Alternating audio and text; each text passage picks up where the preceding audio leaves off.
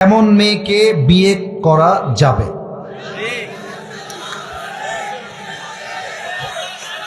কেমন মেয়েকে বিয়ে করা যাবে? এটা মনে হয় প্রত্যেকটা যুবকের কলিজার প্রশ্ন। যুবক ভাই, এমন কোন মেয়েকে ঘরে বিয়ে করে আনা যাবে না যেই মেয়ে আর এক পুরুষকে ধোকা দিয়ে তোমার জীবনে এসেছে। মনে রাখবা, যেই মেয়ে আজকে টাকার জন্য অন্যকে গুলি মেরে তোমার কাছে এসেছে, আগামীকাল আর একজনের কাছে টাকা বেশি পেলে তোমাকে বাদ দিয়ে আর এক জায়গায় এসে ভেগে যাবে।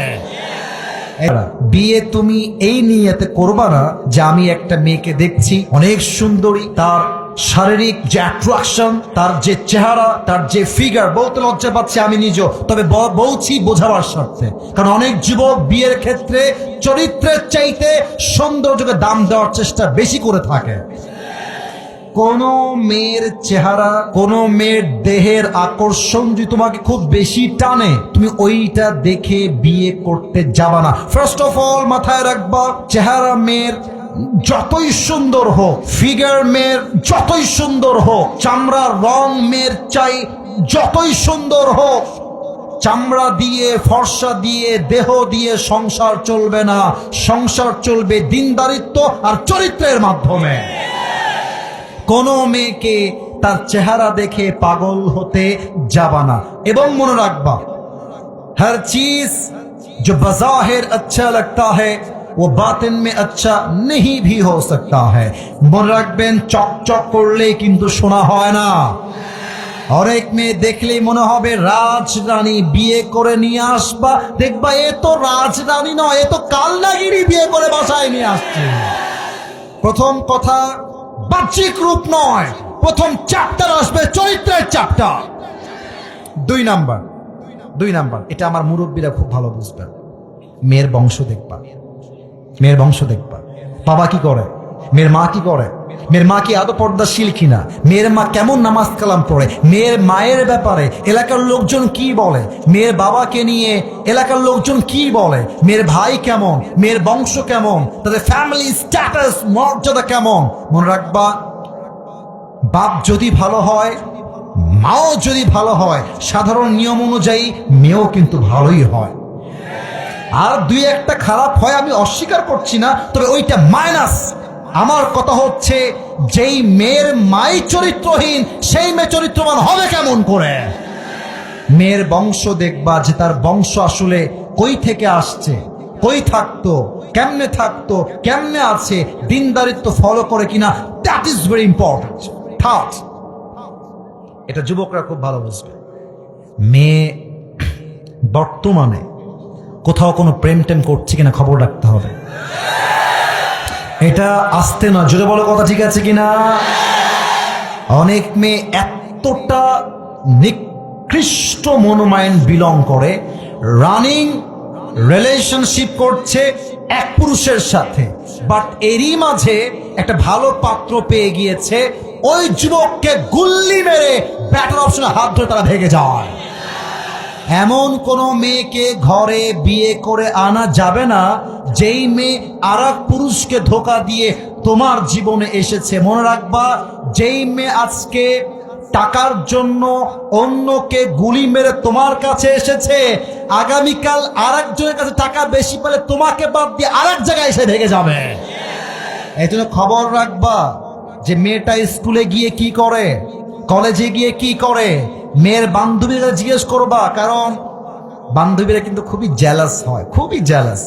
যদি দেখে যে আমার বান্ধবীর বিয়ে ভালো জায়গায় হয়ে যাচ্ছে, ওই বান্ধবীর যত কুকৃতি আছে সব সে বলে দিবে।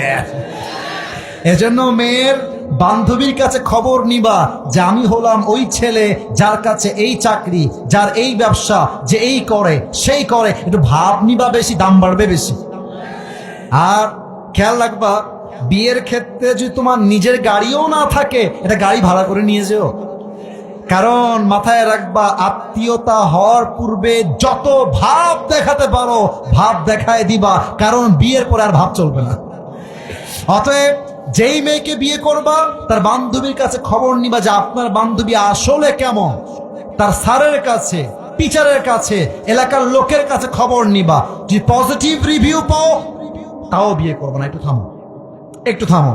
এবার তুমি ইস্তেখারা করবা আল্লাহর কাছে, ইস্তেখারা করে চিন্তা করবা যে আসলেই কি এই মেয়েটা আমার জন্য পারফেক্ট হবে কিনা, আসলেই কি এই মেয়েটা আমার সন্তানের মা হিসেবে পারফেক্ট হবে কিনা।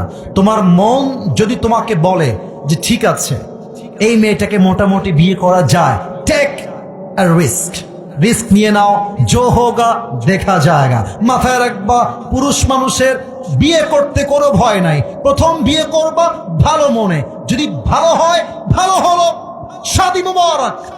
আর যদি বউ খারাপ হয় নেক্সট শাদী মুবারক।